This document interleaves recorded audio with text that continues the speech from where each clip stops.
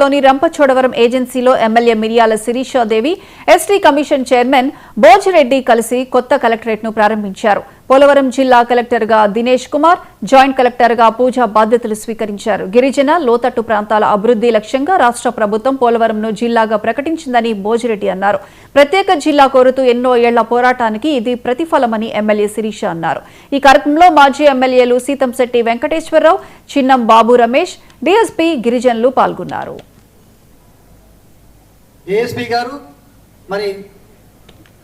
విధంగా కొత్తగా 3 జిల్లాలు ఏర్పడిన విషయం కూడా మీకు తెలుసు.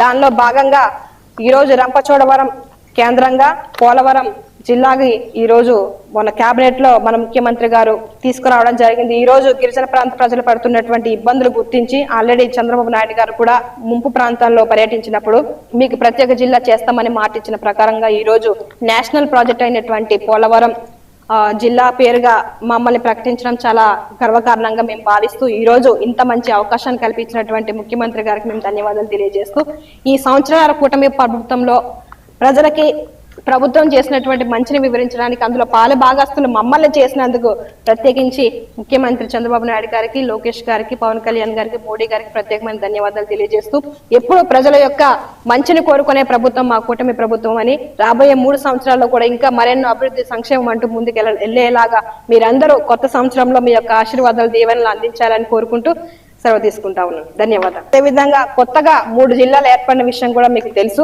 దానిలో భాగంగా ఎంతో చక్కటి ప్లానింగ్ తో ఈ కొత్త డిస్ట్రిక్ట్ అనేది ఫార్మేషన్ అయింది.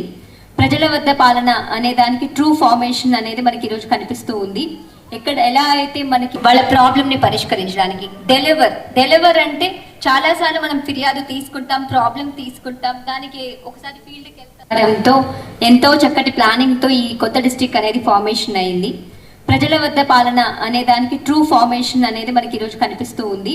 ఎక్కడ ఎలా అయితే మనకి వాళ్ళ ప్రాబ్లమ్ ని పరిష్కరించడానికి డెలివర్ అంటే చాలా సార్లు మనం ఫిర్యాదు తీసుకుంటాం, ప్రాబ్లం తీసుకుంటాం, దానికి ఒకసారి ఫీల్డ్కి వెళ్తాం. ఎంతో చక్కటి ప్లానింగ్ తో ఈ కొత్త డిస్ట్రిక్ట్ అనేది ఫార్మేషన్ అయింది. ప్రజల వద్ద పాలన అనే దానికి ట్రూ ఫార్మేషన్ అనేది మనకి ఈరోజు కనిపిస్తూ ఉంది.